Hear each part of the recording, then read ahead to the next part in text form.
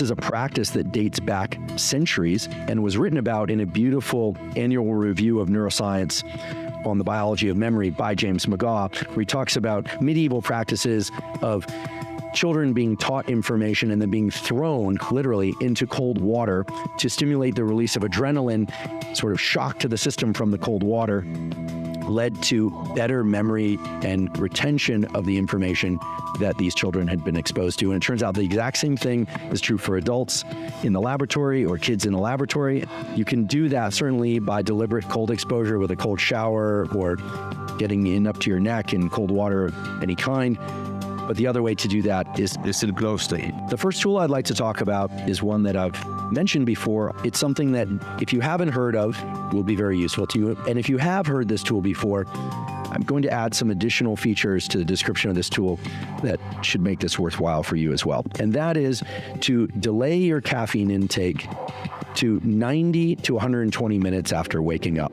Many people wake up in the morning, they drink caffeine within 10, 20, 30, sometimes within 2 minutes of waking, and they feel more alert, naturally. That makes sense because of the effects of caffeine in blocking the effects of adenosine that I talked about earlier, and its effects on other neurotransmitter systems. But then what they find is that in the early afternoon, in particular after lunch, they experience a dramatic dip in their overall levels of energy, the so-called afternoon crash. And in most cases, the way they respond to that is to ingest more caffeine, which indeed can increase their levels of mood and alertness. However, as we'll soon talk about, there is a problem with ingesting caffeine in the afternoon if it falls within 8 or 10, or dare I even say 12 hours of going to sleep. And that is the caffeine ingested in the afternoon for most everybody, let's say for 95+% of people, disrupts the architecture and quality of their nighttime sleep. And I should say that it doesn't necessarily impact their ability to fall asleep and maybe even sleep through the night, but that the depth and quality of that sleep is disrupted by consuming caffeine in the afternoon. In fact, many people find that if they delay their caffeine intake to 90 to 120 minutes after waking up, that they feel more alert in the morning and they completely avoid that afternoon crash. Now, that said, many people, including myself, do need a short nap or non-sleep deep rest or other form of relaxation for 10 to 30 minutes in the afternoon. That is natural and healthy. You wake up in the morning and your adenosine levels are low, but they're not zero. And if you didn't sleep that well or deeply enough the night before, you're going to have more adenosine in your system. It's hard, it's speeding up. You might think the logical thing to do is therefore to drink caffeine and to block the adenosine that's there. But what happens if you do that is there's an accumulation, a sort of glut of adenosine that hangs around. And then in the afternoon, when the effects of that caffeine start to wear off, you will experience the so-called afternoon crash. As I mentioned earlier, there is a way to clear out the adenosine that's present when you wake up in the morning and to clear it out essentially completely without just blocking its receptors and letting it accumulate. Hang around. And the way to do that is to deliberately spike your cortisol.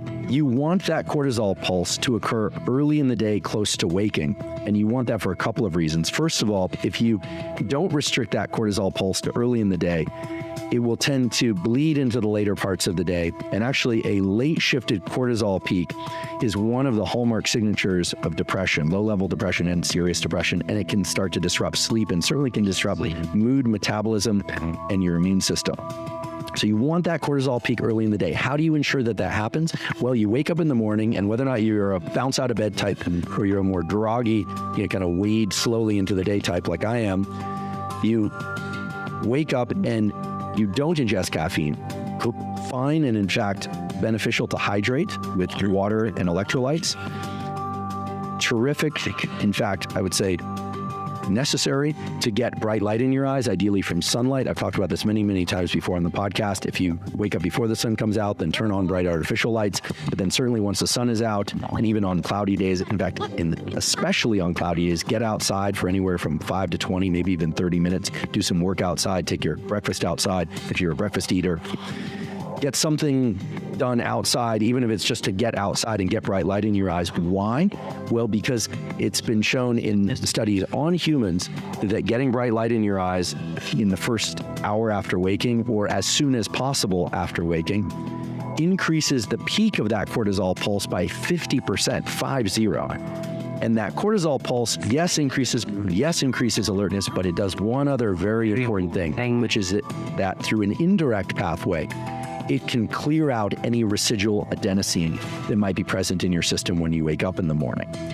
Again, this is going to be especially important for those of you that are not getting as much sleep or as much quality sleep as you would like. It's going to be very important for you to get that morning bright light, ideally from sunlight, get that cortisol peak going. Other ways to increase that cortisol peak would be to do some physical activity. If you don't have time to do a full workout, well then getting some movement, 10 minutes of skipping rope or even 5 minutes of skipping rope or jumping jacks or walking if that's all you have time for, ideally while getting the sunlight in your eyes. That's going to zero out the adenosine present in your system.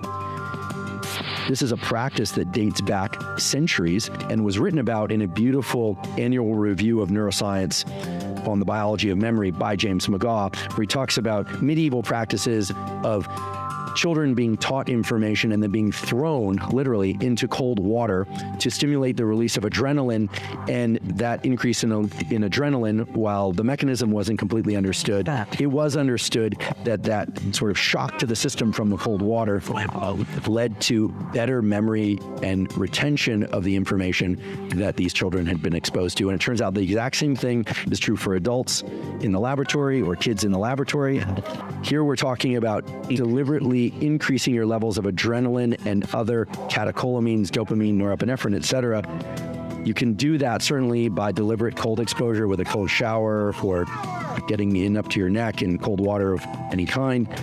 But the other way to do that is to spike your adrenaline by ingesting 1 to 3 milligrams per kilogram of caffeine after sitting down to try and learn some material. The way that the memory systems of the brain are organized is that we go through life experiencing things. We encounter surprises, both good and bad. We go through the motions of things, both typical, mundane, exciting, and novel and not novel.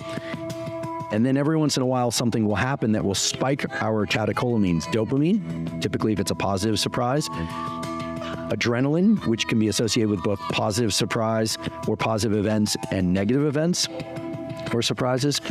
And without fail, increases in the catecholamines tend to lock in memories for things that preceded the increase in those catecholamines. Again, the catecholamines being dopamine, epinephrine, and norepinephrine. Sometimes all three in combination, sometimes just two of those, sometimes just one of those, depending on the experience. So it makes perfect sense that using caffeine at the end of a learning bout would enhance our memory for the information that we're trying to learn. So if you decide that you want to try and extract this performance-enhancing effect of caffeine, what I recommend would be to try and abstain from caffeine for a day or two prior. But if you can't, to just continue with your normal caffeine intake.